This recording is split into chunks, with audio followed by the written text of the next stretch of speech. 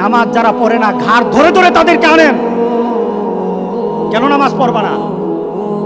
তুমি মুসলমান, এই মুহূর্তে তুমি আমরা এক কাতারে দাঁড়াই, এটা যদি আপনার সন্তান হয় ধরেন নামাজ পড়তে আসো। মুহাম্মদ সাল্লাল্লাহু আলাইহি সাল্লামের কথা কঠিন ছিল নামাজের ব্যাপারে। রাসূল সাল্লাল্লাহু আলাইহি সাল্লাম বলেছেন, তোমার সন্তান 7 নামাজ শিখাও, তোমার সন্তান 10 নামাজ না পড়লে তার পিটাও। কে বলেছেন? কে বলেছেন? রাসূল বলেছেন। তাহলে রাসূল কঠিন হলেন না? নামাজের ব্যাপারে কঠিন না? নামাজের ব্যাপারে আমরা কখনো সহজ হব না। সুতরাং আমার রাসূলের কথা হলো তওবা তো তখন পর্যন্ত, আমার আল্লাহ বলেছেন লাইসাতিত তাওবাতু লিল্লাযিনা ইয়ামালুনা সাইয়্যাত।